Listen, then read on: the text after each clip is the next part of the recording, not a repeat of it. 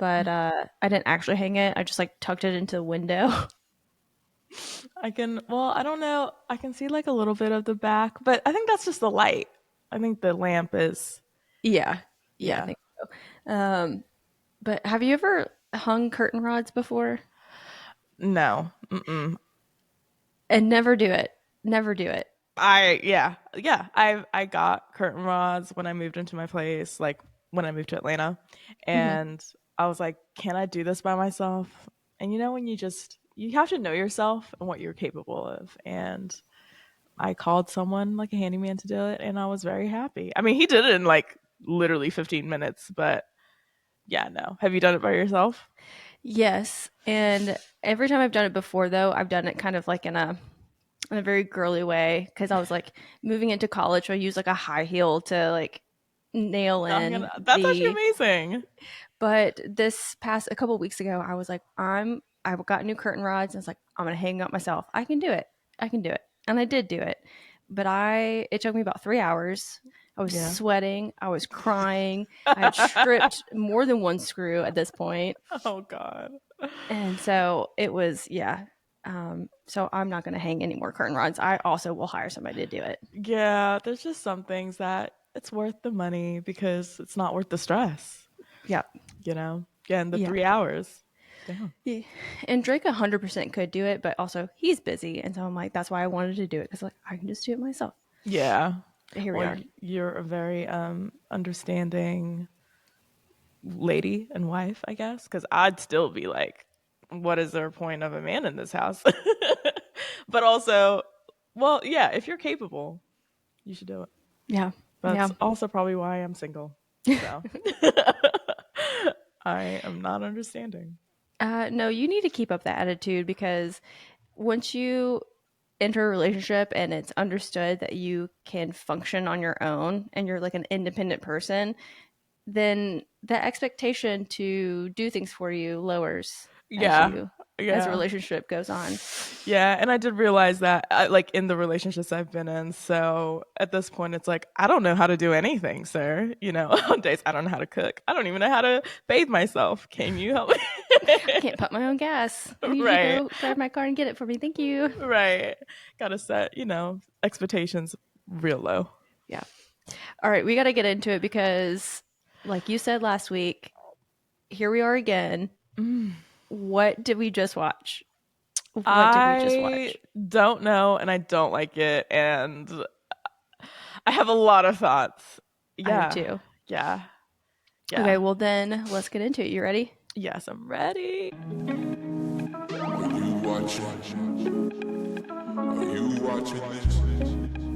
Are you watching? Yeah. Are you watching this? No. You need to get with it. Are you watching this? We on a TV shit.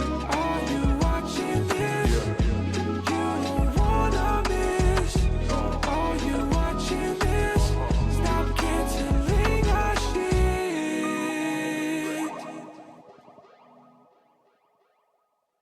All right. Hello, everybody. You are listening to the Are You Watching This podcast? My name is Chelsea F. I'm currently taking Thurman lessons from Miss Wong. And my name is Ellen E. And I wish I had a bosom friend, a twin. Like, that's actually been something I always wished when I was little. And yeah, a I bosom did friend. too. Yeah. Yeah? Yeah. Well, I also think twins are kind of weird.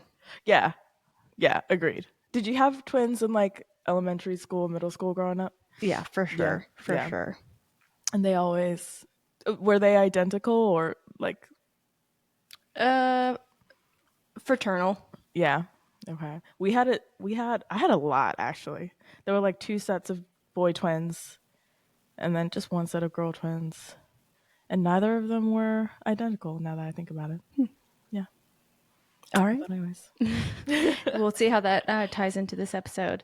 Yeah. So we're going to be talking about Severance season 2, episode 4, Woes. What is it? Woes Hollow. Yes. What do you call it? Woes Valley. And here's my initial thoughts. Okay, this is what I got going in. Okay. We are only on episode 4.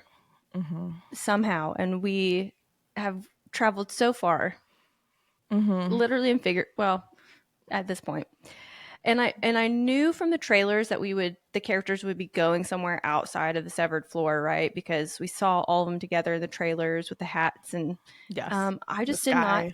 Yeah, I just did not think it was going to be this soon in the season. I agree. I really agree. Especially with how the last episode ended. It was Mark reintegrating. So I thought it would be, what's next? What comes after that? And they just threw in a whole different episode. They did. So, And so we got 6 more episodes after this. The last one is on March 21st. So I'm like, I have no idea where we're going from here. none. Like, no clue whatsoever. I high key am like, I saw a tweet and it was like, it's time for me to take matters into my own hands. And I fully agree. What are we doing? Anyways, I feel like my thoughts aren't positive. I And might be they're not. leaning with you as well. Yeah. We'll kind of see where we end up at the end of our Okay. lovely recap, which my goal is to keep under 2 hours. Okay. Good luck. I know. Really, I should probably just aim for under 3 because last week No, it was for an real? hour and 45. Was And it? yes. That's so funny. Well, everybody, please strap in.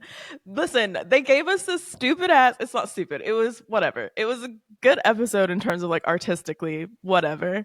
But they gave us a really foreshadow symbol. It was so much in a random ass episode that I don't think anyone saw coming, apart from the people who got early screeners and shit like that, and they were talking about it. But yeah, it was a lot. It was a lot. Well, let's dive into it. We start the episode. We have Irv's. I put Irv's in. I'm trying to, as I go through this, set the scene for what's what. He wakes up on the frozen lake, or comes to on the frozen lake. Any Mark, that's questionable, is at the cliff above him, and they're yelling at each other. Neither of them know where they are, and so Irving gets off the frozen lake and then goes to head up towards Mark because there's a little walkway up there. Yes. And then Helly appears out of nowhere. It appears, it seems, and Irving notices that. I think he does ask her, like where did you come from? Yeah. And she said, I don't know. Okay. Yeah. So at this point, where do we think that they are? Like, do you think they're actually outside? God.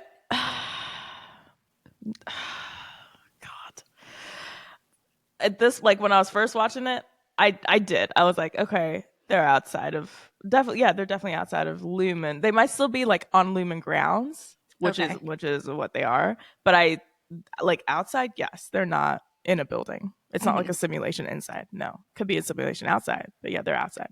Okay, so you do. Yeah. Same thing. I think they're outside as well. Again, I really do try not to read stuff online, but if I go online, it's there, and so the theories we're running is like maybe they're not actually outside.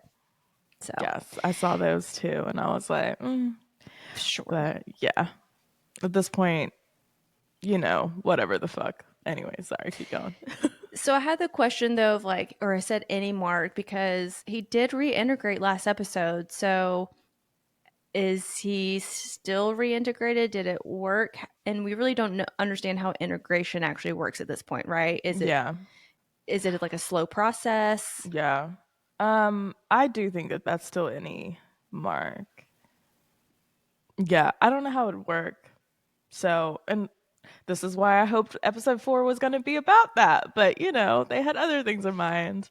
That I think that was any Mark. Because if it was Addie Mark, he wouldn't have known who Irving was. True. But if he's reintegrated, he knows both worlds, right? Yeah. But I just don't know to what extent. Because, again, we really do not understand how that all plays out. Exactly, so. Yeah. That's just a question that runs through the whole episode for myself, and so I kind of make notes of things where I'm like, okay, if this was the case, what would it look like? And I'll bring it up. Yeah. Once Helly and Irving get to the top, we see Dylan also appear on the cliff kind of coming out of nowhere. And he delivers this beautiful line of, I knew there was no actual ceiling. Yeah. And then he's like, but oh my God, or what, I don't remember what he follows it up with. But he's like Yeah. so taken aback by being outside. Yeah, which I think is like the appropriate response if you are an innie and you're finally outside. I don't know. I think again, Dylan just his character provides that comedic, not just relief, but like what we are also thinking on the back of very intense situations. Like, let's also point out the obvious, like, oh my God, there is no ceiling, and oh my God, we're outside. Which it did seem, we didn't see Mark Wake or Helly, but we did see Irving and Dylan's reaction. Irving woke up on the frozen lake, right? And he felt very unsure about like walking on the ice and uncomfortable walking on the ice and that kind of thing. Yeah. So Irving and Dylan seem like the only two characters who are awed by being in this new scene. Yeah. But didn't Mark mention, like, because when Irving meets Mark up on the hill finally with Helly, I believe both Irving and Mark say they woke up on the ice. Like, I'm pretty sure Mark also acknowledges he woke up on the ice. So then it's like, did he then just find himself up on, like, he found his way up the hill, and then that's when Irving woke up? Yeah. And is it that thing of, I just don't even, anyways, yeah, let's keep going. Yeah. There's so many questions like that. Yeah. So then they're all up on the cliff. A TV appears in the frame on the edge of the cliff that's next to them. And so they walk over to it and Mark hits play. And we see. Took me back to, well, we called it primary school, but elementary school when the teacher was not, there for the day. And the substitute would roll in the carts. But anyways, with the TV. Yeah, the media cart. Yeah. So that's what, they walk over to that and he hits play. And then we see this very creepy video of Mr. Milchick. And he goes, "This is Mr. Milchick from work." Why would he say that? I don't know. I also think his verbiage and like not because his dialogue or monologue in this episode was very.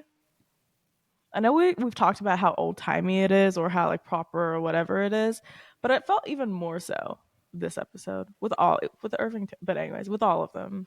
I agree. Yeah.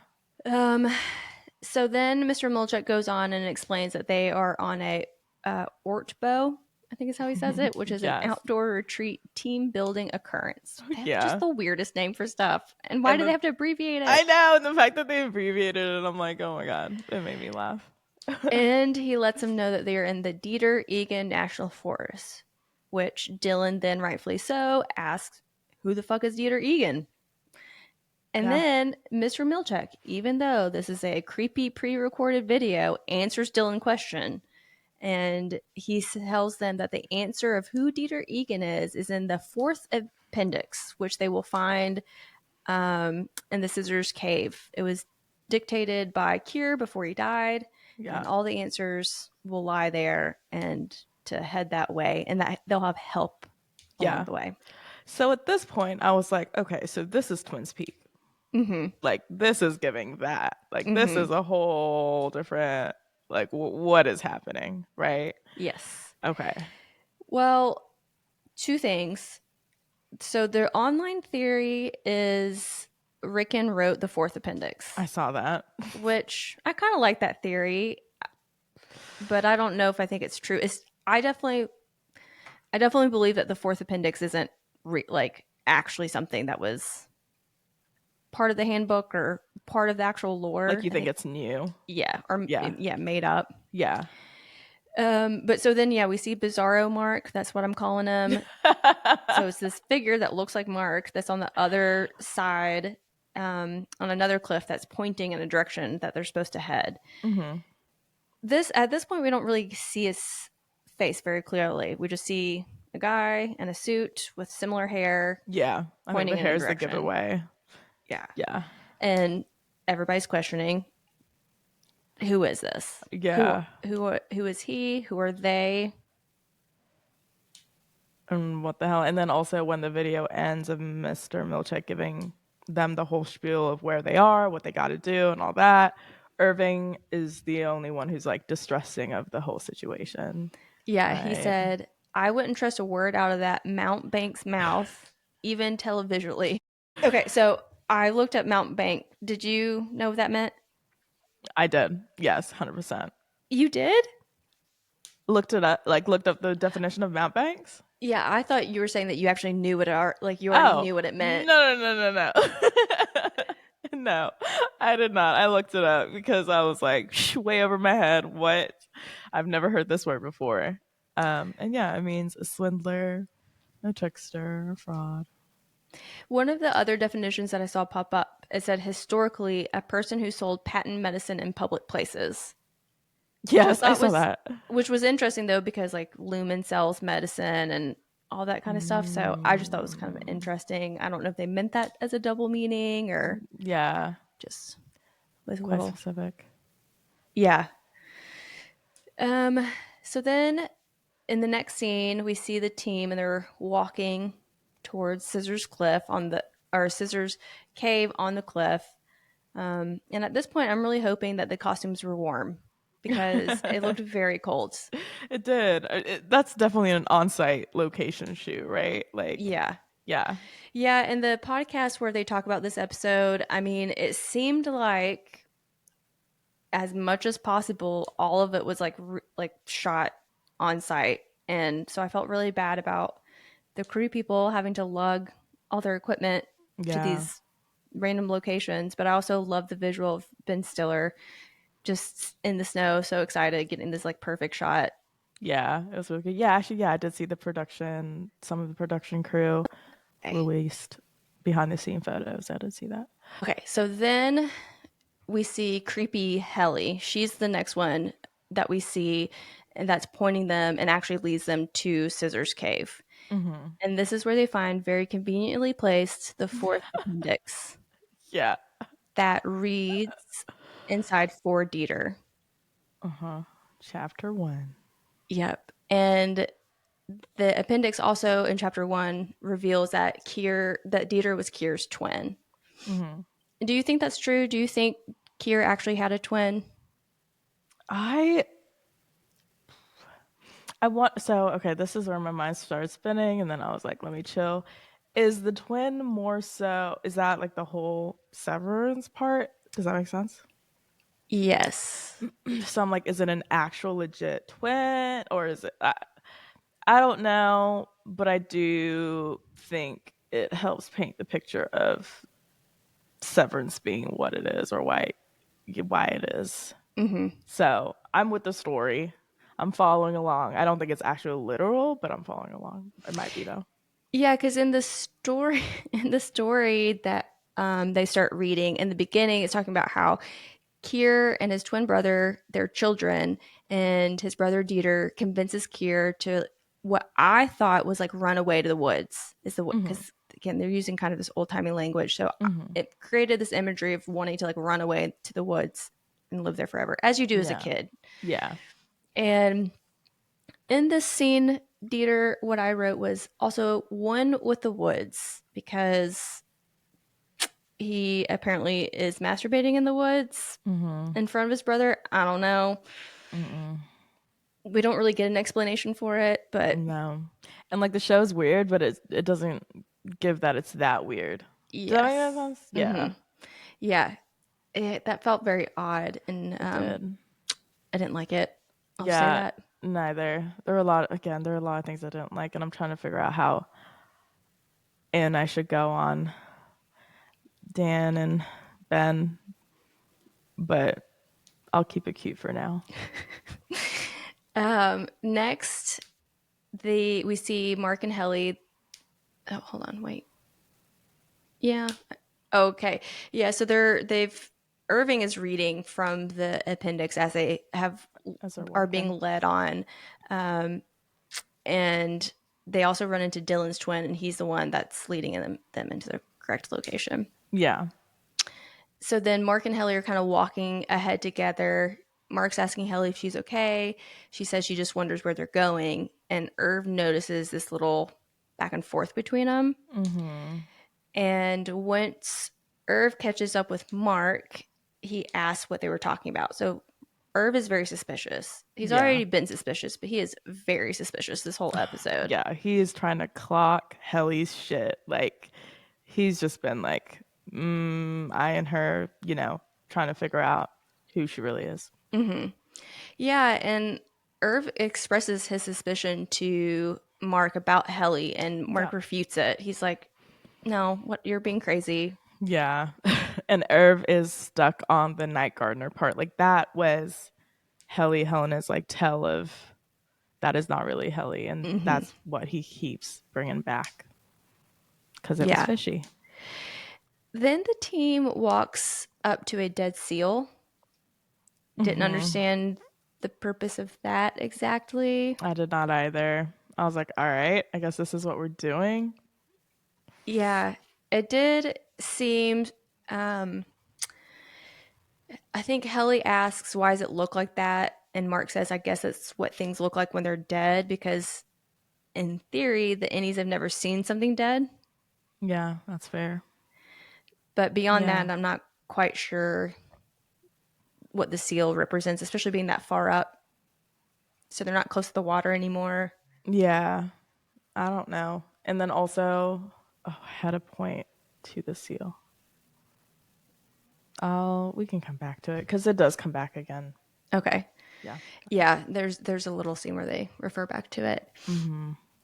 In a panic, Irv suggests that they eat it because Irv's doesn't like none of them do, but Irv's really concerned that they're not going to be fed or taken care of because they, besides the orc bow, they know nothing else about what is No. ahead. Yeah, and like mind you, Irvin woke up again on the frozen like lake or whatever.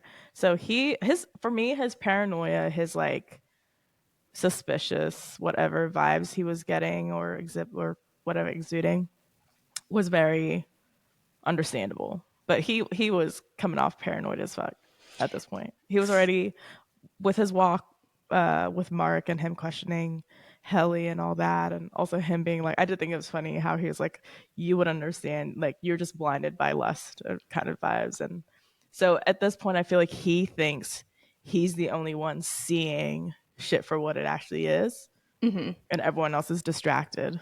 Mm-hmm. You know what I mean? Yeah, and this is the Irving gets really angry also in this scene because um, Mark kind of also in response says, "We know that you had a bad time last time you were outside, and that's kind of why you're acting the way that you are." Mm-hmm. And Irv gets mad at Dylan because he thinks Dylan told Mark Yeah. about what happened, but it was very obvious even from the little that Irv told them that it was not, he didn't have a good time. Yeah. So Agreed. that kind of just plays into Irv just being on edge. Yeah. Agreed. And yeah, I mean, do you think he was conflating his last outside experience with this experience in terms of like paranoia? No, I don't know if I would say like conflating, but I definitely agree with you. I think his concern and being scared makes sense because they've never really experienced anything like this, and they've not been told, "Oh, hey, you're going to go home," and that, well, they know that for 48 hours they're going to be gone. So Yeah, they've never woken up elsewhere but inside the building, inside of Lehman's building. So yeah, it's weird as fuck. yeah, Yeah. yeah. So I think it's, like you said, very reasonable for Irv to be that way. Yeah. Now Mark is leading the team to Woe's Hollow, and when they arrive, there is a waterfall. And all of their twins, which is now kind of what we're calling them because that's what they're described in the appendix, and they're at the top of the waterfall. Mm-hmm.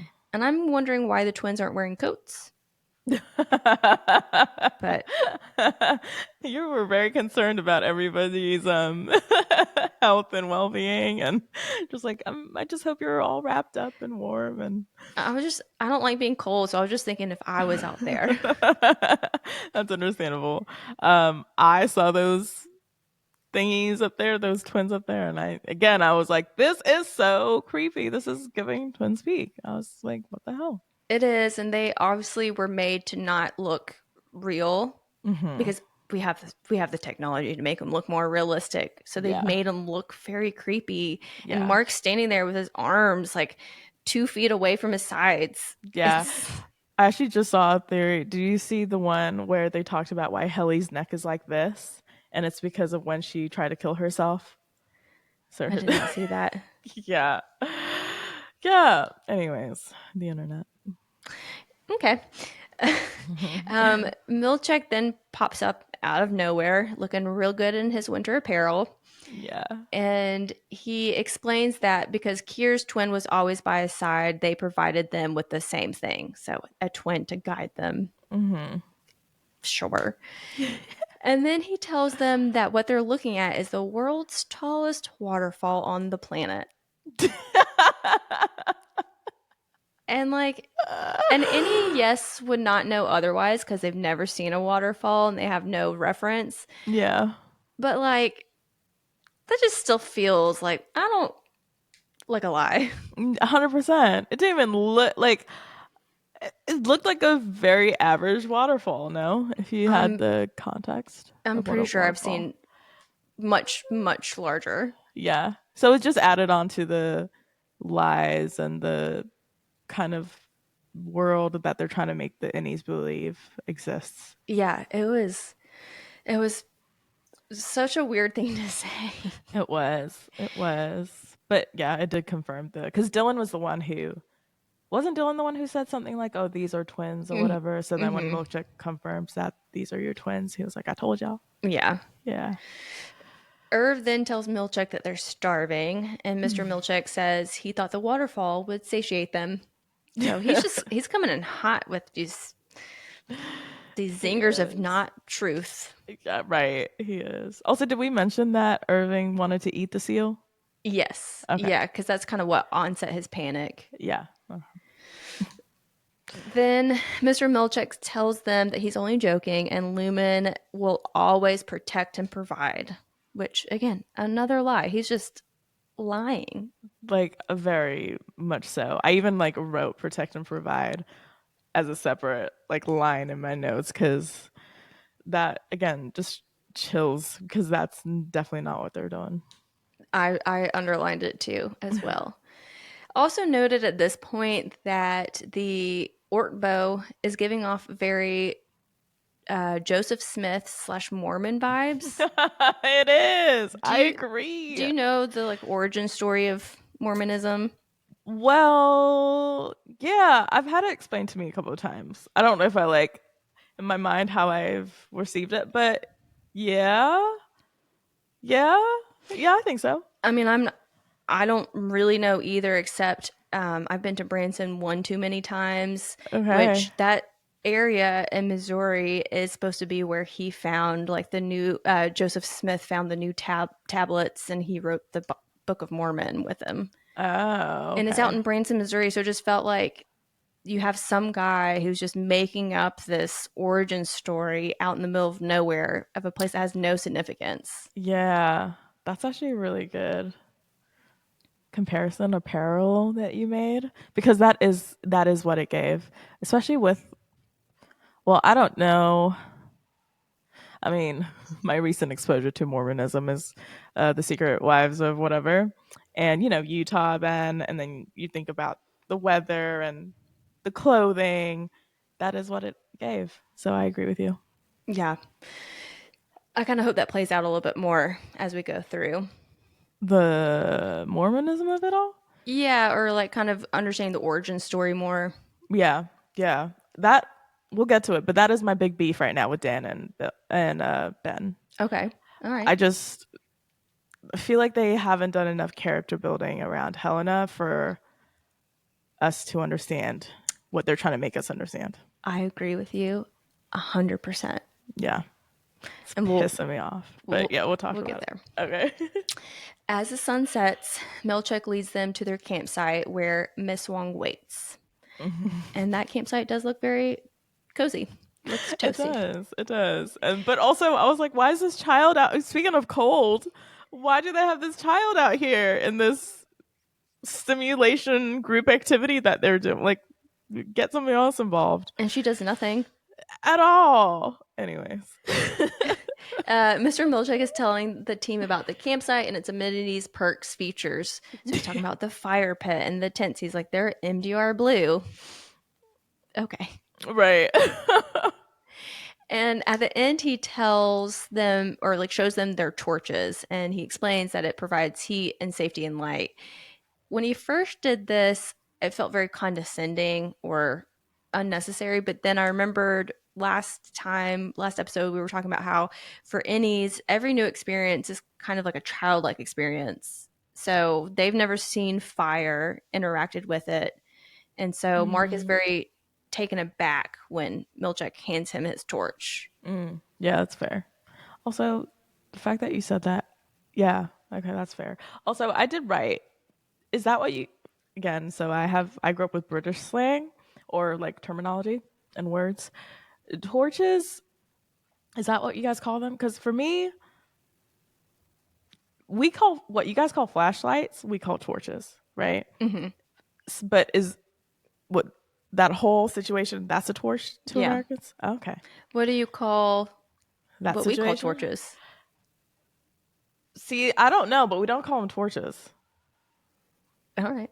Yeah. I feel like I do know the word for it, but I also like how many times are you carrying this thing that you gotta, you know what I mean? Not a lot Think the name of- nowadays. The only time I hear that word used is in Survivor. Yeah, yeah, it's fair. Yeah, I'll get back to you all about what we call them, but it's not torches. Helly visits Irving in his tent as Irving's kind of setting up, and she brings him a snow seal. Mm-hmm. And I originally felt like her intent with this was kind of snarky. What did you feel when she brought him that snow seal? Snow seal. Snarky in what way? Like teasing him or? Yeah, kind of poking fun at him and not in a nice way. Yeah. At this point, I can't remember, but I know he's questioned Mark about what Helly like about the night gardener, but he at this point he has not brought it up to the group, right? Like he does this after. Like basically what I'm asking is like he doesn't know that he is kind of sussing out this like she's poking the bear with this seal thing if we were saying like it was kind of like antagonizing. Mm-hmm. But she's unaware that she is like antagonizing the wrong person, right? Yeah, because that is we see in this moment um he asked her again, like you're saying, what she actually saw during the OTC out there, kind of Yeah, again it was in bringing up this the scene. Yeah, and yeah, sorry. she's like, I already told you. Yeah. He knows that she's lying. He tries to reassure that it won't change anything, so just tell me the truth. And then in this moment, that's where we see Helly give Irving this look that's like it's so subtle, but that switch was very good acting on Britt. I think her name's Britt Lower. Yeah. Very good. Okay. I have my thoughts about that. Well, what are your thoughts? What are your thoughts? About the acting piece that everyone is really obsessing over, and I love that for everybody. But I get the switch because like her eyebrows, like I saw people are posting that clip over and over and over again. So what is the switch though? Her turning into Helena? I think that for me as a viewer, that's the first time that we see the difference between Helena acting as Helly and her just being Helena. Yeah. Okay. Like that facade drops. Yeah. And this in this scene too, and in the following couple of scenes, Helly's hair isn't really red anymore. It's brown. Oh. It's darker. It has definitely a red tint to it, but that just feels kind of intentional to have her appearance visually change just enough where then when she's saying these things and starting to reveal this actual side of her or who she is, it becomes more noticeable for the audience. Mm-hmm. Yeah. Okay. I get you. I just think when that facial switch happens, I wish I wrote down exactly what she says, but we all know what is going on in the scene. Doesn't she just he was like, it's okay, it won't change anything. And then her face changes, but then she just walks outside the tent, right? Yeah, she really Yeah. doesn't say much. Yeah. And I don't know. I felt this is where my feelings about Helena and Helly and how they're trying to make the audience understand, I don't know, the differences between them or whatever, wasn't as strong as I would have liked it to be. Yeah, because I don't think, for me, especially watching this show, I and with us kind of breaking it down even further, it's making me be really careful to remind myself what we know to actually be true instead of what I'm assuming, because I can make a lot of assumptions as the episodes are moving on, and often they end up being right, but Right. there's also a lot of assumptions that we can make that we just don't know are actually true. And so even in this moment, we do not have confirmation that it's not Helly, Yeah. right? Yeah. Yeah, and that's true. and we don't get that until later, Yeah. until it's like actually confirmed. And so I agree with you. I think that all of these things are so subtle, which I think they're supposed to be subtle. Yeah. I, Yeah. I think, and especially I think with this episode, the way that it ends, I give a little bit more leeway for how subtle it is. So then you can Yeah. kind of, you think back by it and you're like, oh yeah, that makes sense. Yeah. See, so this is also the first episode I told you that I watched 3 times, and every single time, now I know how it ends and stuff like that. I think back to that moment in the tent, and I'm still like, I feel like it just could have been a little more. I think it was too subtle. Like even going back, like when you have a moment, when you get the answer to like a scene, right, that played before, and then you think back, oh, that's where that answer was. I just don't think that's where that answer was in that scene. To me. It definitely wasn't enough. Yeah. Okay. I Thank you agree for with you on that validating one. me. Yeah. Okay. Thanks. Yeah. When I rewatched it, I saw the face change, and I definitely was really impressed with that. But it on the first watch, it was not enough to sell me. Yeah. It felt like, okay, we're really Irving's very, very suspicious of her. This is another indication where he's very suspicious of her, and she's done nothing to reassure him. Yeah. Okay. And But then yeah. And also again when she just walks out, like she says nothing to his. Did you think his this is also what I wanted to ask you. When he says it's okay, it won't change anything, do you think that was like very sincere? Do you think that was towards Helena? Like, do you think that was sincere? Like, we'll still accept you, or was it literally just a ploy to get her to admit? maybe a little bit of both. Okay. Because I don't think at this point Irving also 100% knows. I Yeah. think he's a bit suspicious. So I think he does mean it when he says it, but he's also saying it to get her to tell the truth. Yeah. He's like, that might not 100. He's thinking that might not be 100% true because he doesn't know the truth for sure. But he's like, it probably won't change anything. Yeah. Okay. What about you? I mean, I I just thought his delivery on that line was very like kind and soft. Like it felt delivered with like care. So I was kind of just like, I don't know. I just underlined it and I wrote it down and I was like, I don't know. There was something with that delivery that got me a little bit. I could see that. Yeah. He definitely, with how suspicious gosh, all these words, how suspicious Irving is of Helly, he's still, in this episode, he's getting a little feisty about it, but he's still approaching this situation with care and concern. and not just attacking them. Yeah. There were because there were moments even after this where he gets more aggressive with it. But yeah, in this tense scene, it was very, very kind. Where I was like, oh, is he trying to, I don't know, make Helena turn into like a double agent or something? I don't know. I've kind of felt that maybe being a potential outcome of things, not probably not anymore after this episode, but leading up to this episode, it did feel like maybe there was a way in which the characters were going to work together with even Yeah. knowing that Helly is an Egan. Yeah. I don't know at this point if that's where we're gonna go, but Yeah. I guess we'll find out. Yeah. All right, so after that very short, complicated, intense scene between Irving and Helly, Yes. the team is sitting around the campfire, and Miss Wong is playing the theremin, and Mr. Milchek is finishing reading chapter 1 of the appendix. Mm-hmm. Have you ever played the theremin before? No.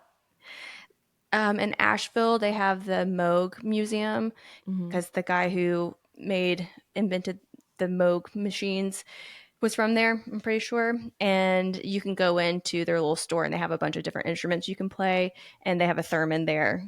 And so Have you played it? I played it. I don't know. I moved my hand like you're supposed to and made noise. I know there is an actual way you're supposed to play it, but it all sounds the same to me. Yeah.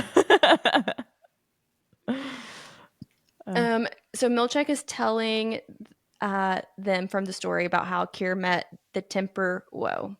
And actually, I did forget to mention this. In the recaps, I tried to see what they're trying to remind us of or hint towards in the episode. Yeah. And in the recap, they go, and I do remember this from season 1, they go over the 4 tempers, which is woe, frolic, dread, and malice. Okay. So that's where the temper woe comes from. Okay. Which I look to see if there's any other episodes named after the tempers, and there aren't. So this is our first insight into one of the tempers, basically. Mm-hmm. Okay. Yeah.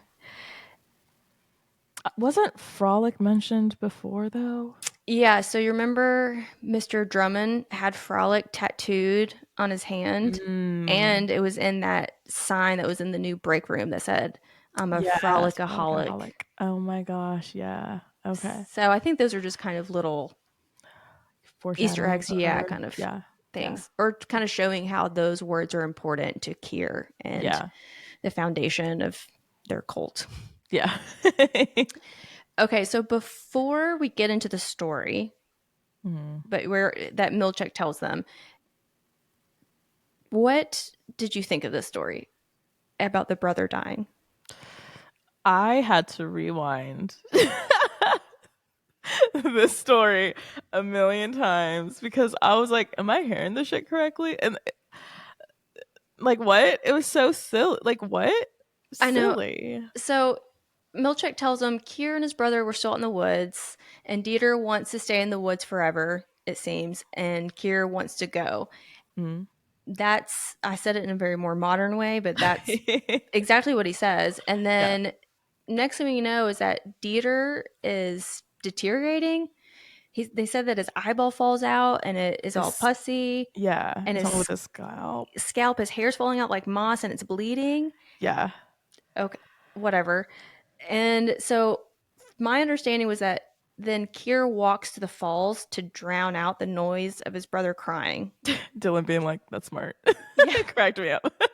Yeah. I was like, is that what? Because again, they say it kind of in this very roundabout way. And so I'm like, is that really what happened? Yeah. And then that's where he meets the Temper Woe, which is described as a gaunt bride, half the size of a natural woman. Again, why would they phrase it that way? And then Milchek shows him a picture of a depiction of that from the appendix of what the Temper Woe looks like. Okay. I was going to say something else about it. I don't remember. Anyway, then the Temper Woe says to Kier, this is your doing. You suffered his wantonness. And I still don't understand like I understand. Okay, she's saying this is your fault. I guess that Mm-hmm. his brother's dying, Mm-hmm. but you suffered his wantonness. I don't understand that because looked up wantonness. I thought I had a general idea of what it meant, which I was on the right track. It's a lack of restraint or self control, the quality of being lewd and a lascivious. I don't know what that word was. I looked up that Mm. definition as well, and it's a person, manner, or gesture, feeling or revealing an overt and often offensively sexual desire. So I guess she's saying you suffered his masturbation. I don't Did you say suffer or severed? suffered. Suffered. Yeah, yeah. I don't know. That was not English to me. Like, I was like, they're not. What kind of English is this shit? I know. And so I don't. I again, she's blaming him. Yeah, I guess for his brother's death. I don't understand her reasoning. yeah, Um, and then she continues to say, "Now he's no one's brother, only Chaos's whore." yeah. Uh, again, what? How did we get here? Why are we here? I just hope the plane lands, I guess. Yeah, But right I now, I just feel like we're like topsy turvy up in the air, strapped into this fucking Severance plane, and so much turbulence. The oxygen masks have dropped. yeah, We're holding on for dear life at this point. right. Uh, So I think what I ultimately got from that story, and I could be wrong, okay, because again, it really did not make any sense to me, is that Kier killed his brother. yeah, So if there actually ever was a brother, Kier killed him. yeah. You think so? That's what. That's what I gathered. I don't. Okay. I knew. I thought. Well, I didn't even think. I'm like, oh, so he's dead.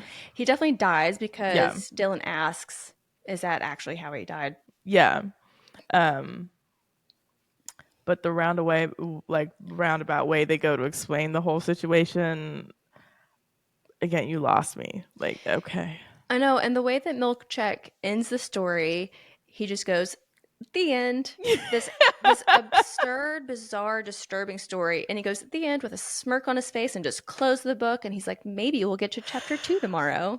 Can I say something though? When he Yes. did that, I was just like, "What's his name? Tremel Tillman." Hmm. I was like, "Yeah, he had so much fun this season with this role. Like he was in his bag." I love it when you can tell an actor gets to play more in a role. Um, just kind of show what they've got. And I feel like this season he's really been able to express the depths of this character and the weirdness and the creepiness and all of it. And I really love that for him. I do too. It's disturbing. Yeah, it is. Also, when I learned about his real name, Tremel Tillman, I'm Yeah. like, that's a Severance name. They should have just left that as his name. It would have been too close to. He already Yeah. fits into the world so well. Yeah. Yeah, it'd be hard to. He'd start getting typecasted, and That's fair. That's fair. yeah, yeah. One other thing I did get from this story, or a question, okay, what is the meaning? Why is Milchek reading this story to him? Why are they even doing all of this? And my ultimate thought was their goal was to scare all of them kind of back to like, see, Submission, yes, like this is submission. what life is like. Don't you want Yeah, to go back down to your little office job where it's fun and easy and you're protected and it's not cold? yeah, and no one's dying from masturbation or some shit. I guess. Yeah. So, oh, it's Irv. Irv asks if that's how Kier's brother really died to Milchek. Hmm. And this Hmm. is when Yes. Milchek says that the handbook was written to enrich their lives with stories from Kier's life. Every word is truth. Yeah, I think the only going back to you saying or the theory, one of the theories on the internet being that Rickman wrote this book. The original book in season 1 and this book, the language is just so vast and different that's why I don't think he wrote the book. Except If Last episode. you listen to what the book says in the last season and what reads, it doesn't make any sense. He says nothing, and this story said nothing. That's fair. And then last episode when we had that lady visit his house. Was that last episode? I think Yeah. so, Natalie. Yeah. Visit his house to get him to write a book more for the innies. I guess that would then explain the language Yeah. if we were to say he wrote it. I just don't think he'd write it though. But that's just me. I think he has a big enough ego that he would. Oh, not too much on Rickon. Yeah. But yeah, okay. Well, so he says that every word is truth and that because a handbook was written, but this isn't in the handbook also. No. So I think maybe that's the way he's getting away from lying. But obviously, Milchek is not above lying. He's not. He's been lying to them since the day they were conceived. However that was. Yeah. So Helly finds this very amusing and starts laughing. So Mark does too. And then Milchek obviously doesn't find it funny. Yeah. And Irving doesn't find it funny. Yeah. Yeah. No one really else is finding it very funny. Yeah. So Mr. Milchek asks Miss Wong to throw the marshmallows in the fire, telling them that the marshmallows are for team players and that they aren't just handed out. Like, what a bummer. What a little party pooper. I know.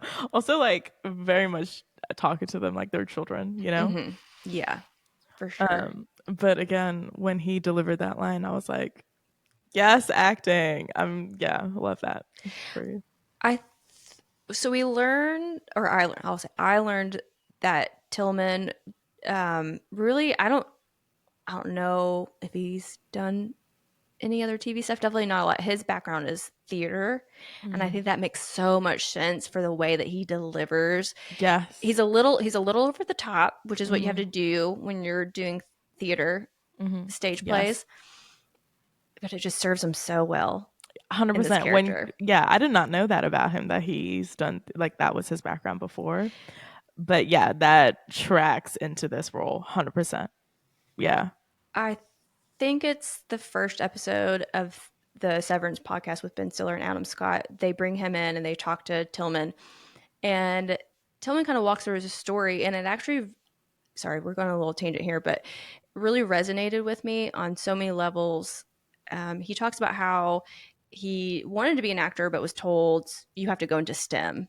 You know, that's just what your options By are. his parents? Yeah, his family. Okay. So he went to school and he was going to be a doctor, and he was taking all these classes, and he said that he was doing great at the classes, but he was not having a good time. Like, he looked at all of his classmates, they were doing well and enjoying themselves, and he was like, I'm not enjoying myself. And he took this very interesting journey trying different jobs after college. He didn't go to medical school, and he finally meets with somebody, and they ask him, if money's not an issue, what would you do? And he said acting.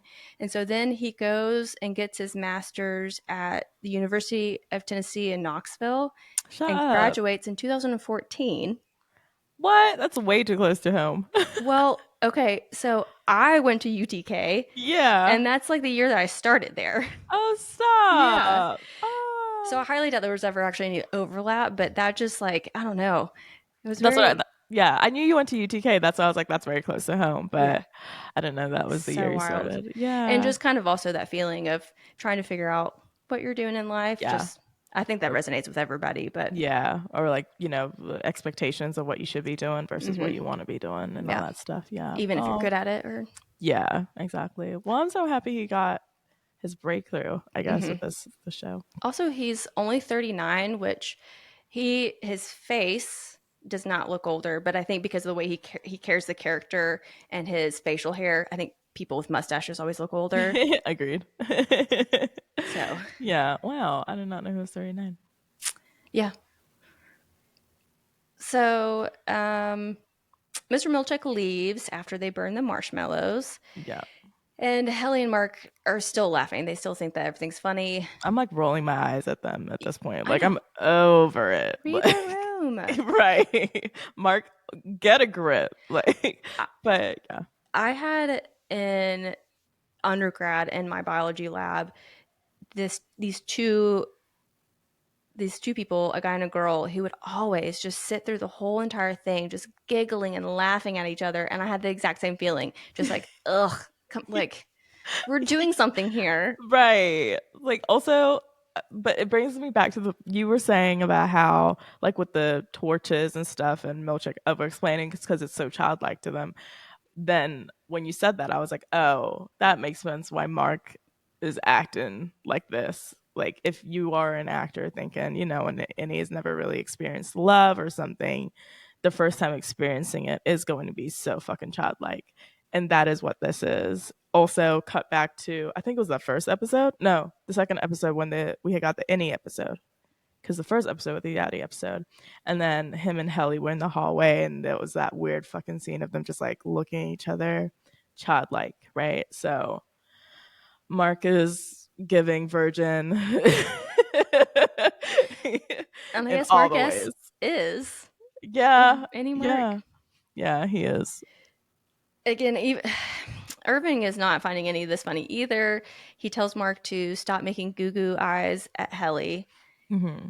Urban has got laid, so that's like, he's like been there, done that. Right. And in this scene, this is where Irving kind of presses the situation again, and this is in front of Mark and Dylan, and he's like, tell us about the night gardener. Mm-hmm. And Dylan and Mark are both like, hey, Irving, light up a little bit, back up, chill out. Mm-hmm. And Irving snaps back and attacks Mark by kind of in regarding to Mark flirting with Helly, mentions that his Audi's wife is rotting out there somewhere. Yeah, it was so intense. So this is when it was getting aggressive. Yes. Yeah. And Dylan kind of goes back and attacks Irving, somewhat standing up for Mark, because everybody's just getting out of line at this point. Yeah. And this is when Helly throws in her valuable opinion and says that the reason Irving is so upset is because he can never see Bird again and because he's lonely. Yeah. So basically, you're lonely and jealous. Ha ha ha. Yeah. And I think, especially when you know at what you know at the end of the episode, it makes it sting even more. It's even more intense because of what she knows. Yeah. Yeah. 100%. Like I agree with you. And Irving storms off into the woods with his torch, and then the rest of the team fuck them all. Retires for the evening. And then Helly is in her tent getting ready for bed. Uh-huh. Mark comes in to check on her. Like a fucking virgin. But even more so because he's making a joke about what Dieter's penis looked like. As he was dying, and he says a carrot. And Helly did have a very good response. She said, or another root vegetable. Mm-hmm. I did like that response. I do. We also have in the scene, Mark asks her again if she's okay. So this is the second time within this day he's asked if she's okay. And to me, it feels like he at least is picking up that something's off in this situation. Yeah. And then he kisses her, and they start making out in their long Jonathans. Very Mormon-like. Yes. I mean, it is also cold, so that's the most appropriate time to be wearing those. Yeah. I'm sure that's the reason Mormons gave too. No, that's not the reason, but probably helps in their climate that they live in. This scene, the character joke I wrote, elementary level type of flirting. Cool. Them finally kissing, I guess it had to happen, but I was like, no, because I think at this point I did not think it was Helly. Did you think it was Helly? No, I was kind of like, okay, something's up. Yeah, officially. Again, we'd been talking. Yeah, we did. We yes. I think that that's very valid, though. I think that as an audience, we were not supposed to be picking up on these things, like really coming to a solid conclusion until these scenes, and then play it out. And then we also cannot come to solid conclusions until they tell us, okay? First of all, I was ready to come on this podcast and be like, we were wrong. I hold my hands up, a clock is only right 2 times a day or whatever the fuck they say. But Chelsea came on here to say,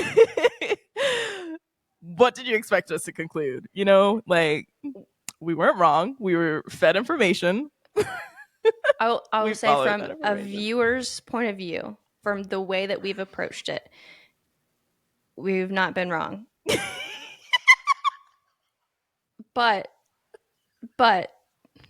and I'll exclude you from this. No, Am I? I'm in it with you because Okay. I was in it with you from the beginning when we made that, you know, statement that was Helly. It was not Helena. And we made it multiple times.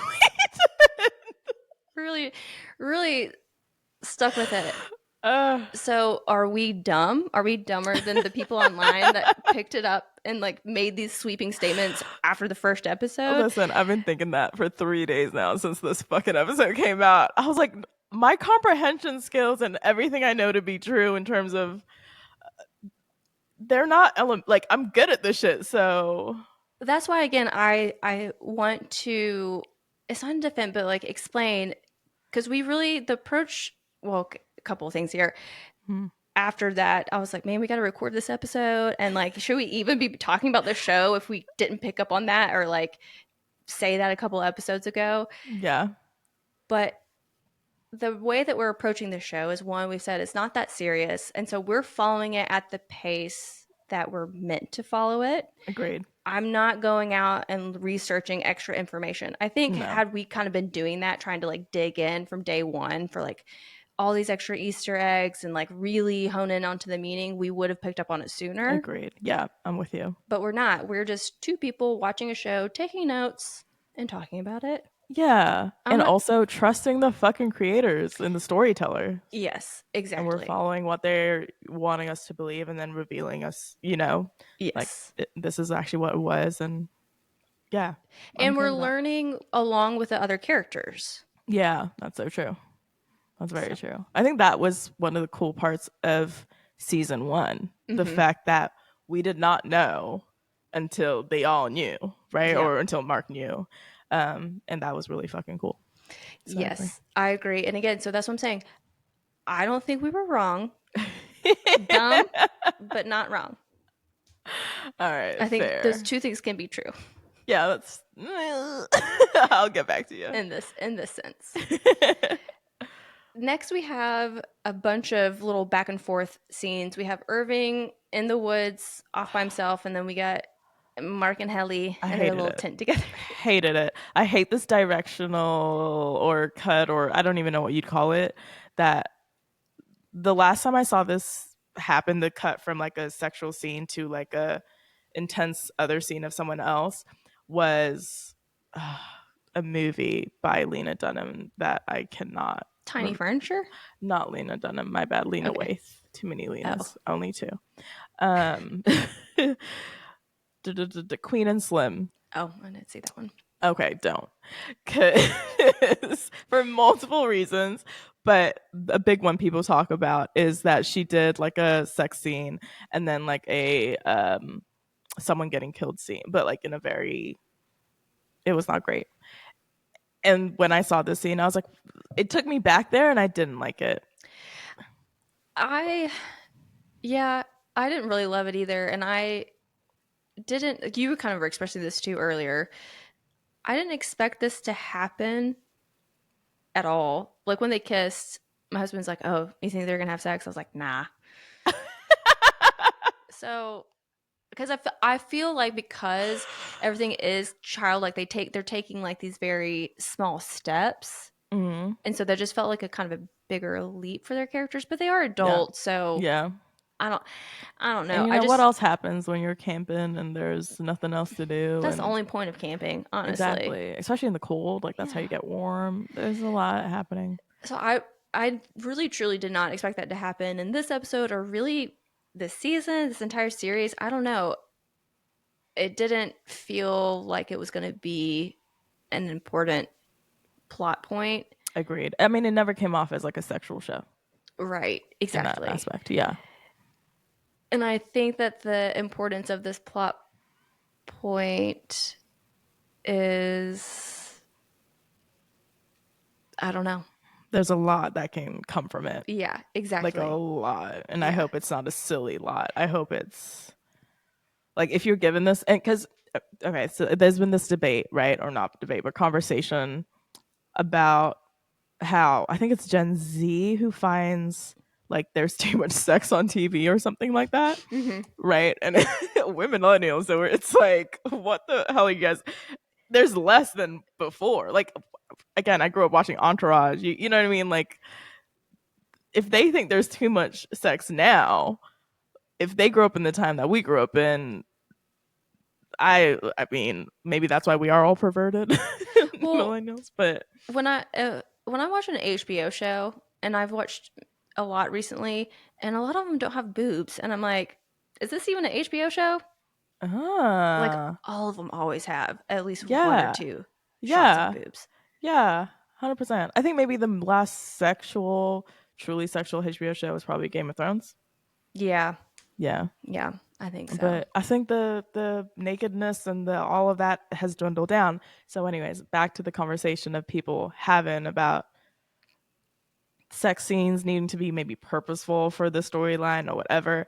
I don't feel any time. I would hope it is purposeful for a storyline, but if you want to throw that shit in there, go ahead. This is your story. You're telling it. Cool. But when it comes to a show like Severance, where it is generally not sexual in nature of the show, you then can make the assumption that this particular scene has a reason for the like will be reasoned in future episodes, right? Yeah. Yeah. Someone said sorry, it was really funny, so I gotta mention it. Plot points where it's like, oh, now that character's pregnant. So they were like, maybe Helly's pregnant, but then they were like, no, Helly pretty much like took advantage, or Helena took advantage of Mark. Like he's the one who got deceived here. Low key, R word. I don't want to say it, but Yeah. Yeah. yeah.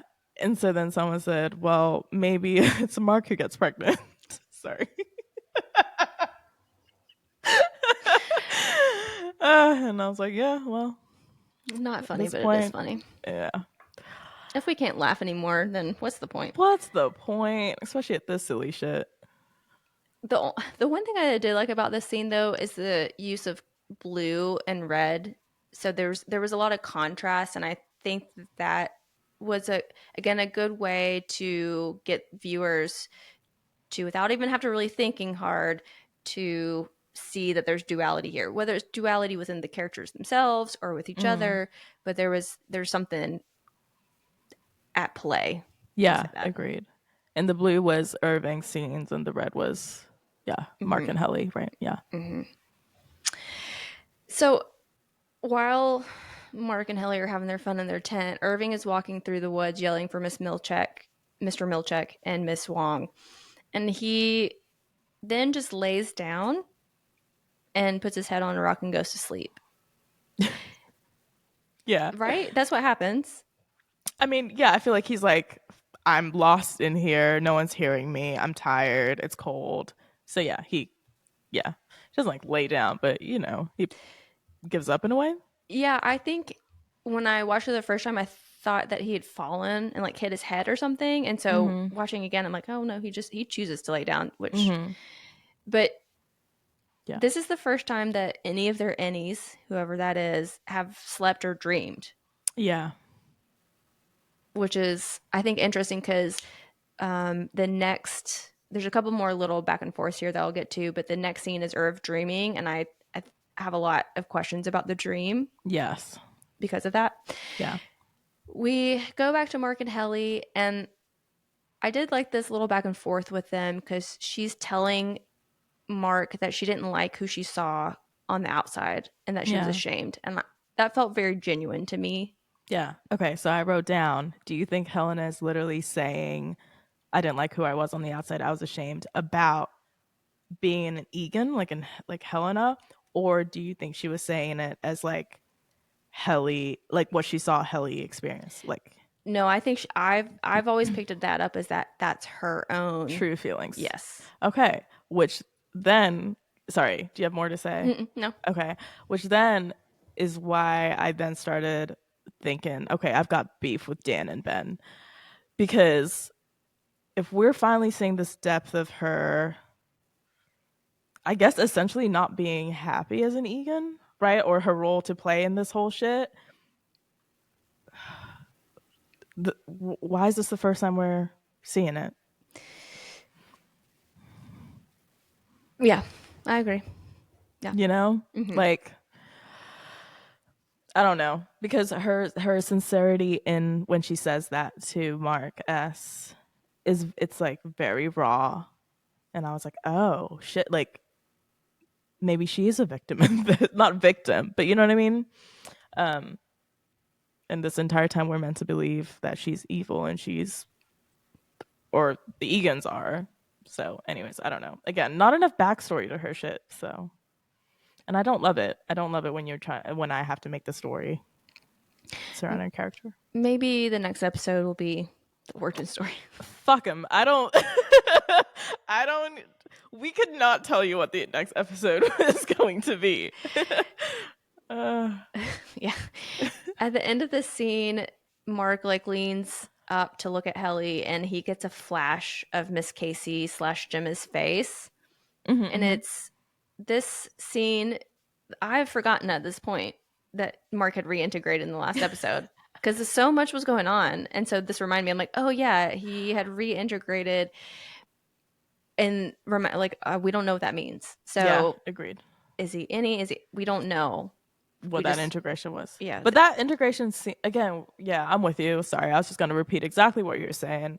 We have no idea what takes place when integration is happening between those two innies and outies. But to me, in that moment, it seemed like it was the innie experiencing that integration.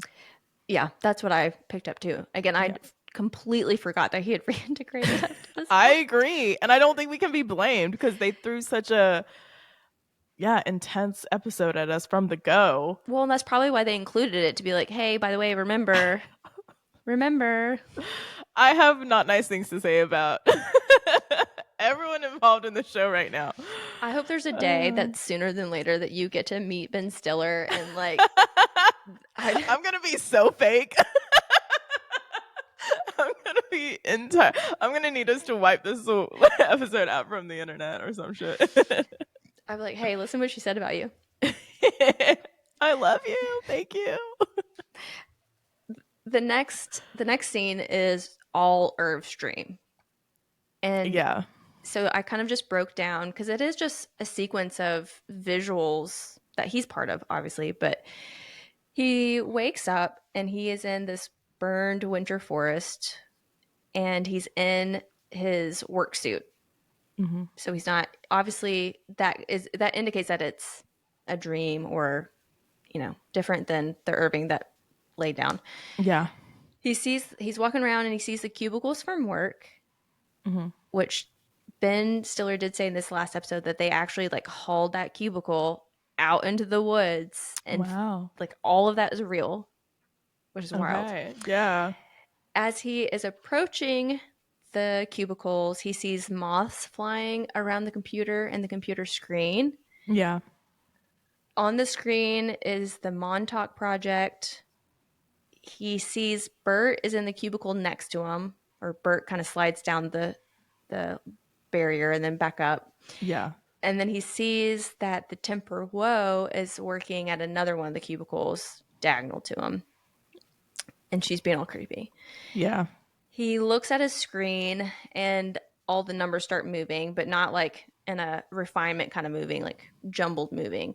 Yeah. And the numbers were 7, 5, 1, and 4 in no particular order, which I thought was interesting.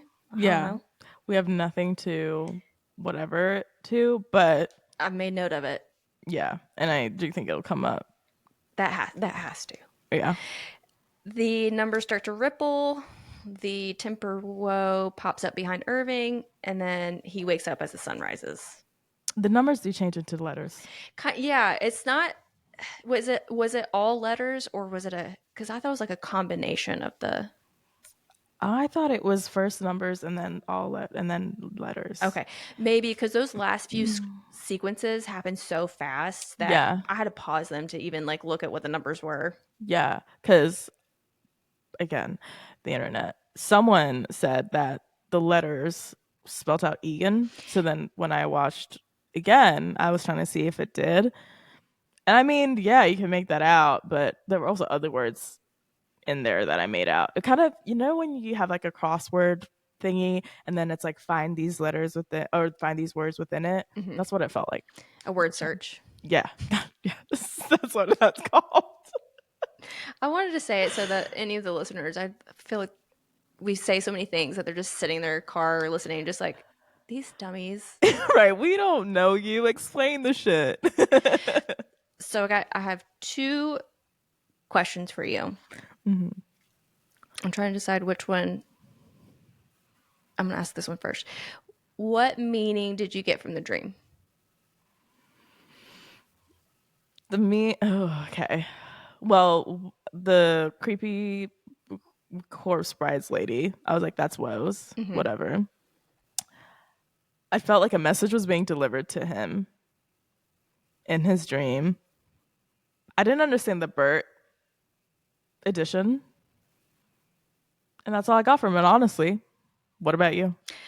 I got nothing except what I wrote down.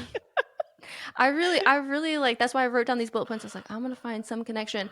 And so then my follow-up question, because I got nothing from it, is do you think that dreams have meaning? Yeah. Like in general in this show. I mean, yeah, to both questions. In general, but yeah.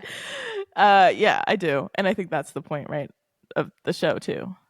Yes. Yeah. Yeah. So that's what I do think dreams have meaning to some extent. They say that it's kind of your brain just like dumping information to your long-term memory. Mm-hmm. And so if we think about it that way, it would make sense that that he's kind of just having these hodgepodge of visuals because he's trying to process this information that he's been told from the day. Yeah. From that actual, like from that day he just had. Yes. Okay. Yeah. I guess my question is, where do the numbers and all that shit? Oh, Well, I don't know. I don't okay. see. But the woes comes into play. I get it. Well, but I do think that you're right in that there's a message that's being delivered to him. Yeah. I just don't know How what that or why. is. Yeah. Yeah. They were also saying, well, not they, but that dream state, but like, is the reason why they don't dream the innies is because that's the way the memories with the outies can get delivered.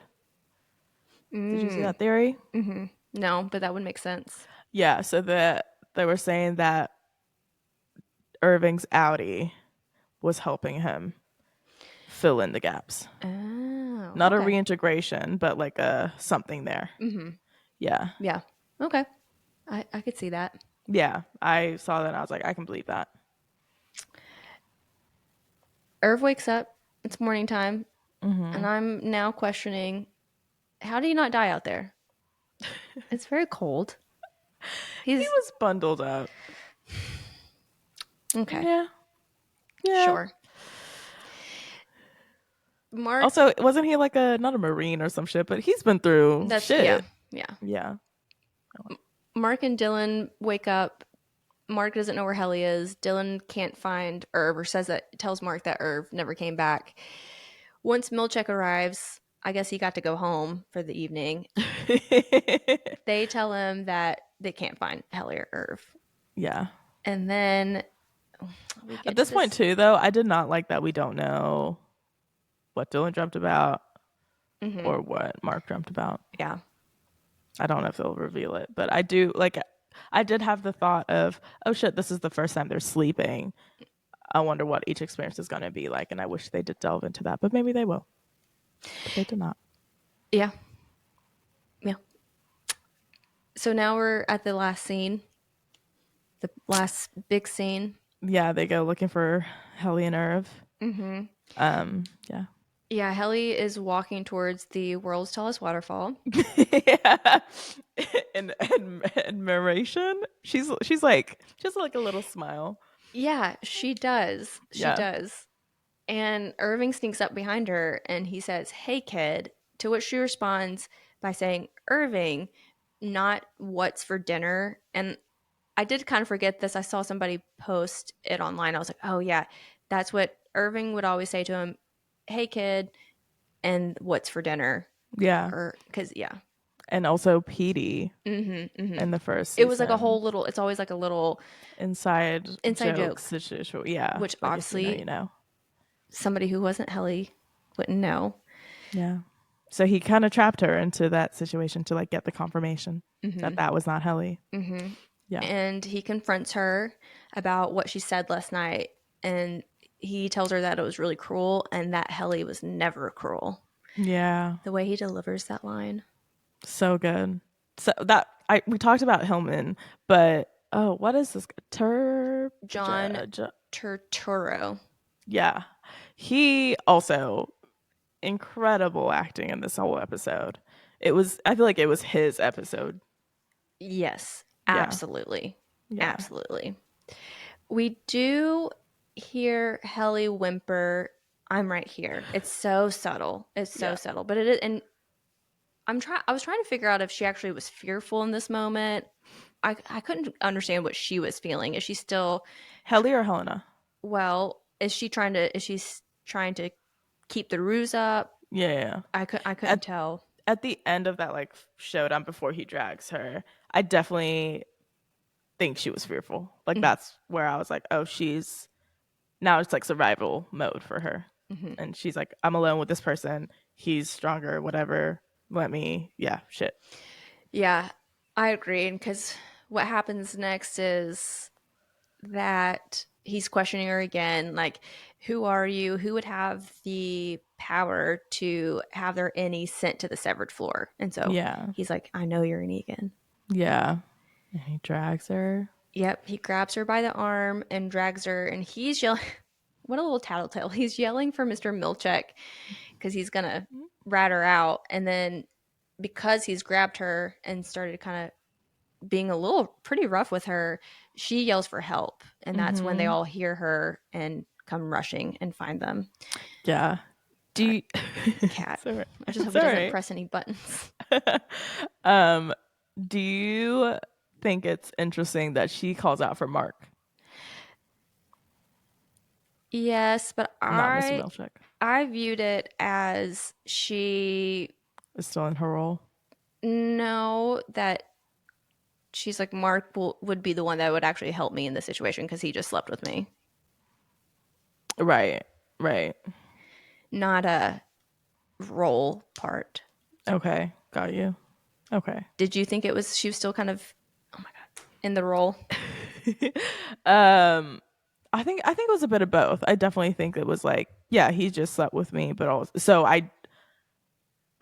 he's the one I am very certain I have fully deceived, right? So if I call out to help for him, he is going to be the one who helps me out of. And I don't think she was at that point. She still hadn't broken her role. No. Yeah. She hasn't. Yeah. Okay. So they arrive and they see Helly struggling. Irv yells to Milchek to turn her back. He's like, "Turn her back. She's an Egan. She's been an Audi since she's come back." And he's starting to drown her and threatens to kill her if he doesn't turn her back. And once Irv pulls her out of the water, her head out of the water, Helly yells, "God damn it, Seth, do it." And then this next line from Irving, he says, "Yes, do it, Seth." And because last episode we talked about the importance of the names. Yes. And this definitely drove home the importance of the names. Again, it's definitely a hierarchy and superiority and all that shit. So, yeah. And that Seth, he hit that Seth good and hard and loved it. Amazing. Good job. Yeah. Everyone involved. Yeah. Mr. Milchek grabs his walkie-talkie and says, "Remove the Glasgow block now." And I did just a quick search. I just typed in Glasgow just to see, because know of Glasgow and the UK. Yeah, Scotland. Yeah, or Scotland. Mm-hmm. I don't think that's part of the UK. Sorry, don't come after me. I think that would be bad. So obviously I didn't know. The one of the things that came up was the Glasgow Coma Scale, and it is a neurological assessment used to evaluate a person's level of consciousness after a brain injury. Oh shit. So I felt like Yeah, maybe that has something to do with what's going on. I think so. Okay, Yeah. thought What so was too. it called? A Glasgow. Glasgow Coma Scale. Okay. Damn, they really did their research for the show. Also, who just knew that? Nerds. I don't know. I'm jealous that they did though. And so her head is like back in the water, and and when it's in the water, you see her face shift. So she In now the becomes, elevator thing. yes, yeah. So now Helena does become Helly, and this is the moment that it is confirmed that we know for a fact that it is Helena. Yes. So we weren't wrong. Just is what dumb. we're saying. Just dumb. And like speaking of nerds, not being nerds about this shit and looking into deeper meaning. We're just watching a show, you guys. That's Exactly. We're not. Yeah, it. No. Yeah. we're a lot of things, but we're not that. Whatever that is. What's interesting too is so Milchek fires Irving. Obviously, he's like, "You're fired."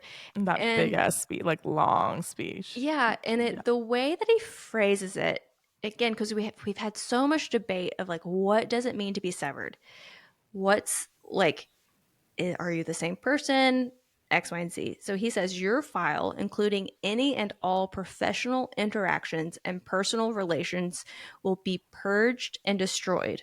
Yeah. How can you purge and destroy a personal relationship? Yeah, I don't know. And then he says, it will be as if you, Irving B., never existed, Yeah. nor drew a single breath upon the earth. Yeah. So that makes it seem like they're killing him, but he's not. I mean, Irving's not dead.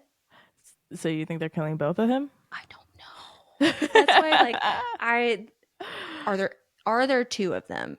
That is the Okay, question. you and this clone theory or the It's not even a clone theory. It's just because I asked myself this question and we talked about it when I watched the show, which again we're dumb, so who knows what it means. The visualization, what's in my mind is that a severed person is still the same person.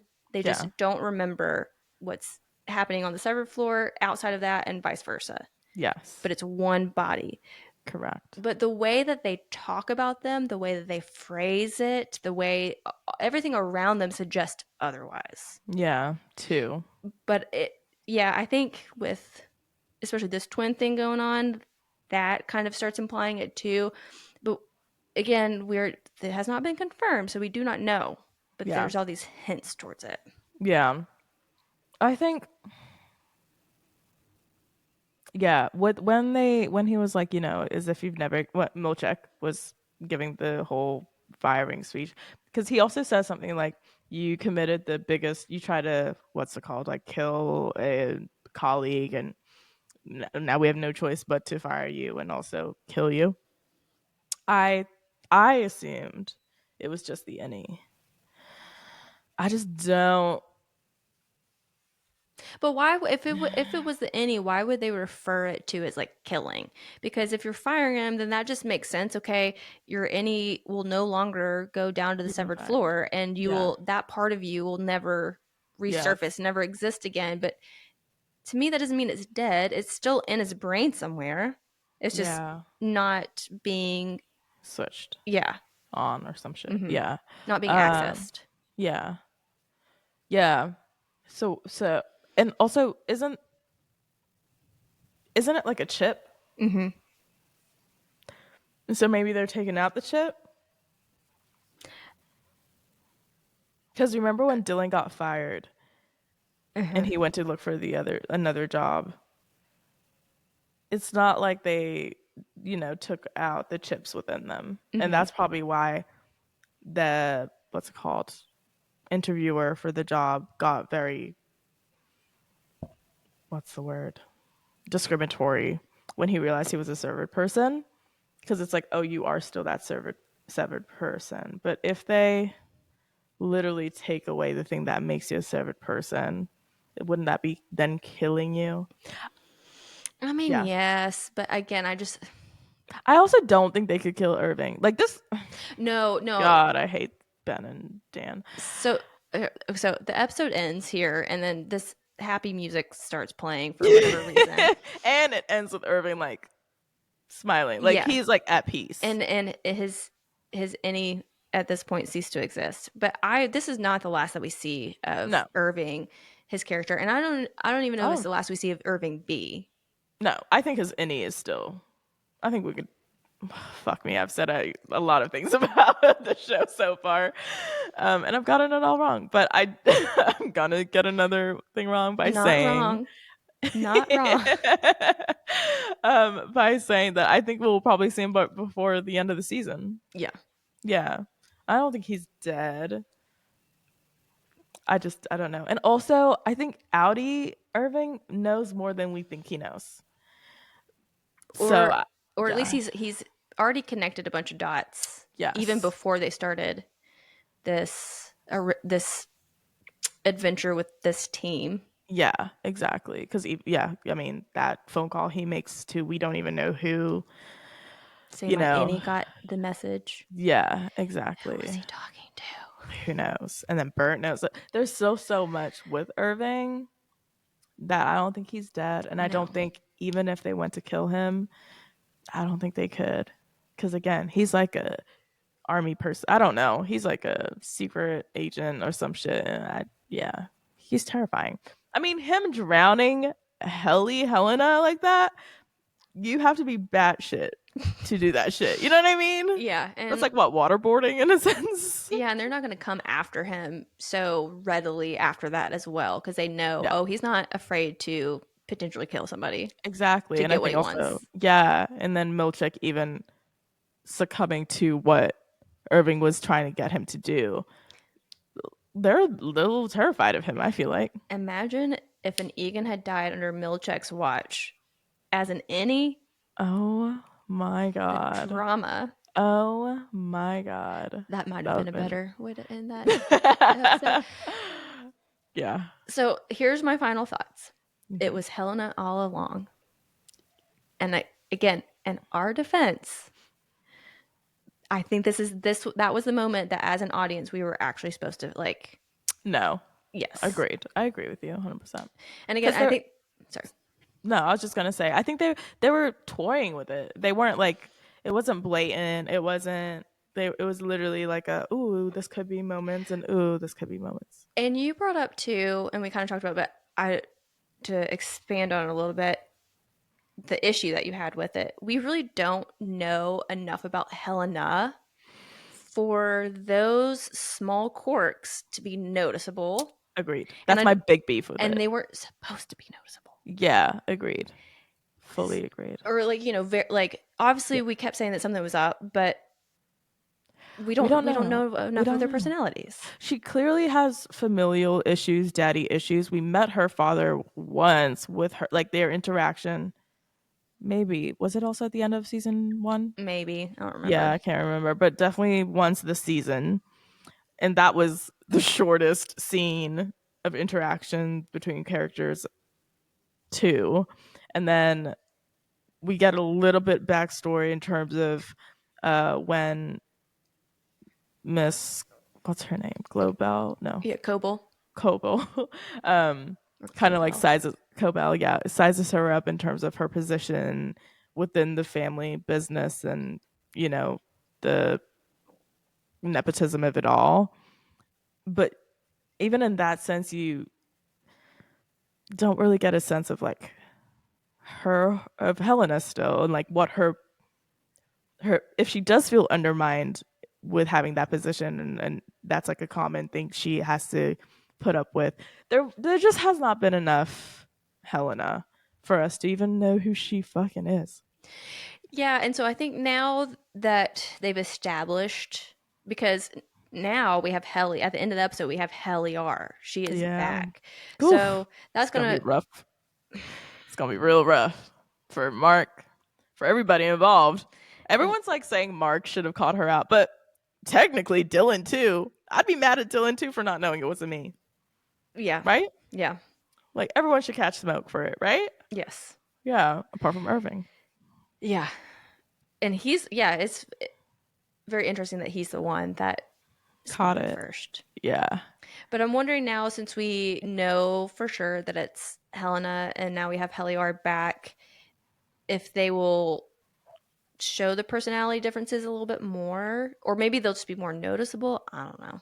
I want them to, because I also think, as someone who's watched shows with a actor playing two different roles, but like is still one person.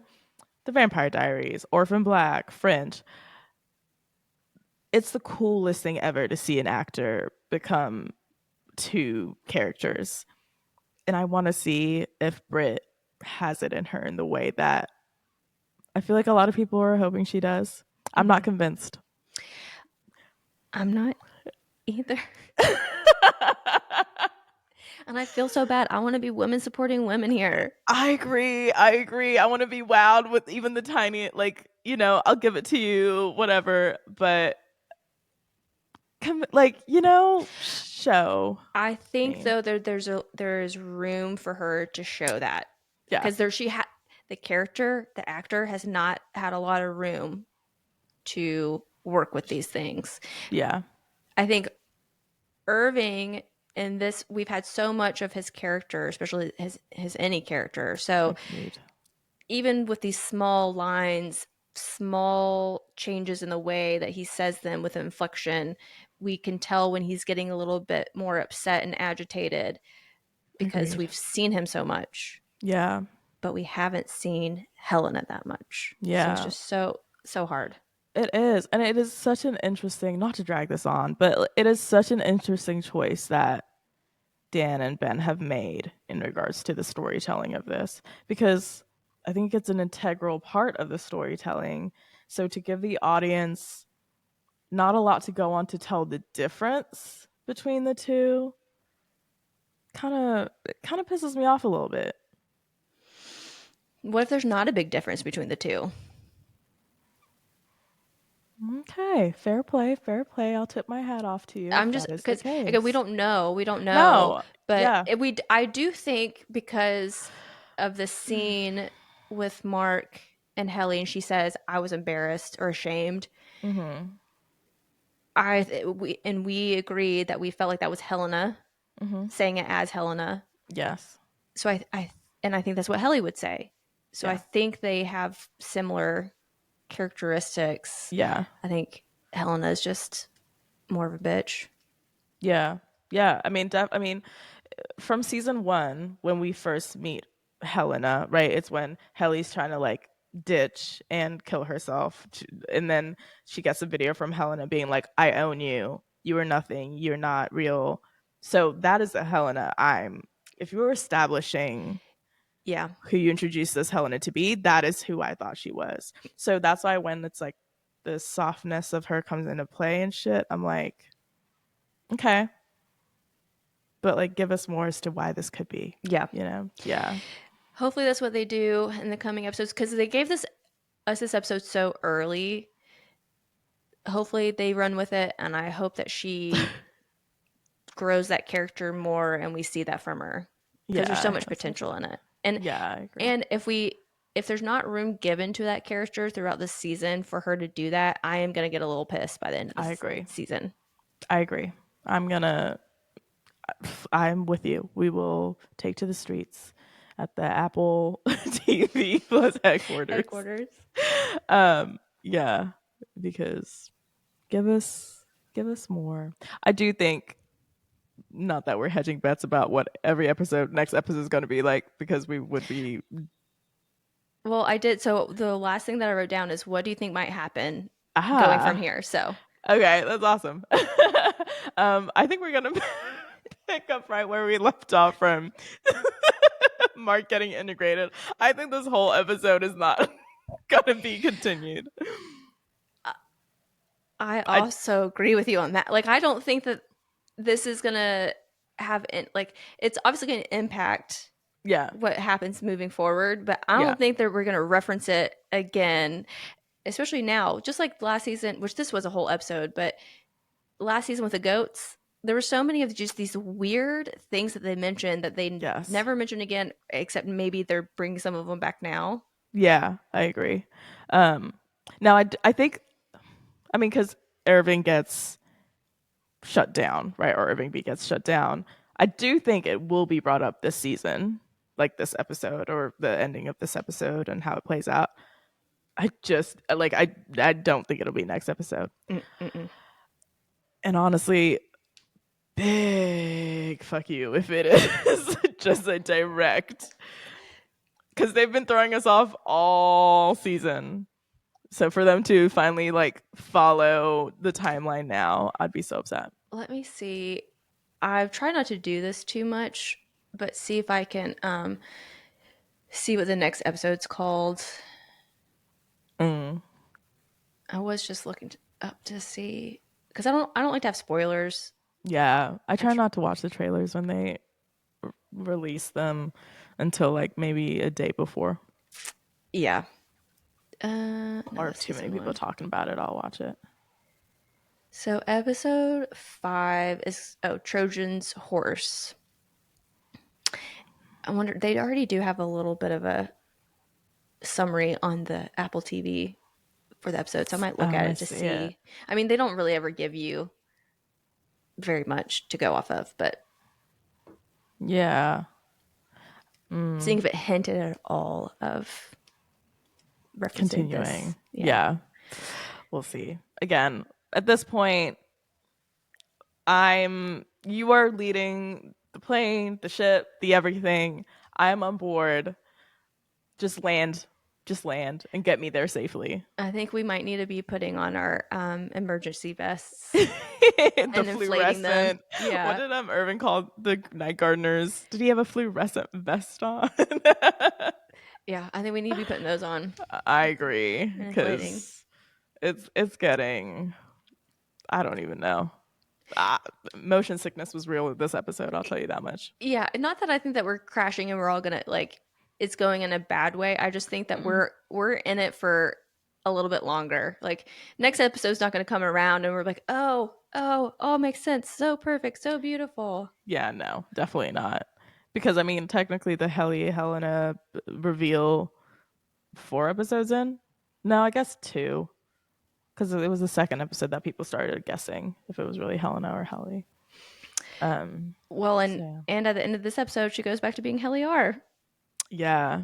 So that's a God, I feel so sorry for her. That was.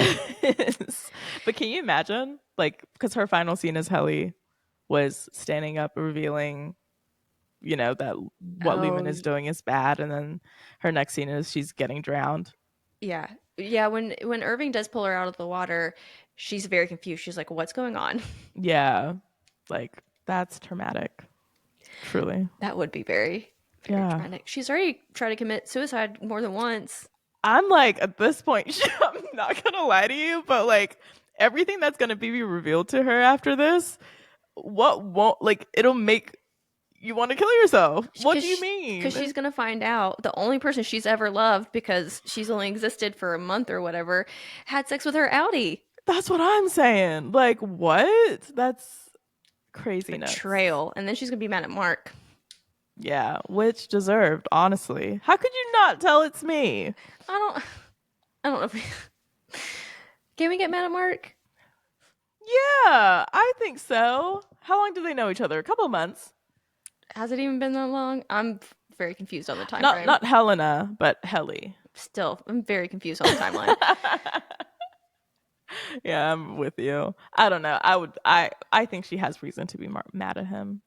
I mean, I understand why she would be. I don't know if the validity is there strong enough for me to. also be mad at Yeah. Mark. Okay, I feel you. You know what I mean? Yeah, and also he was the one who got taken advantage of. If you're Yes. being very literal about. Because he didn't know, but Helena knew. Yeah. Yeah. God, she's a bad person. That's one thing we found out about her for sure. And that's, yeah. It's just consistent. So anyways, just figure out her whole character depth storyline that they want to give us. This is to Mark and Ben. Please figure that out. Spell it out if you have to at this point, And because it's too much. either rewrite second season or now that they're in the writer's room. Right. The only things that I have no idea where the rest of the season is going. I have no idea where the series. Who knows.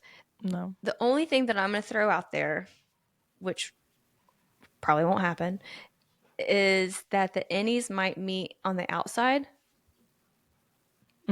somehow.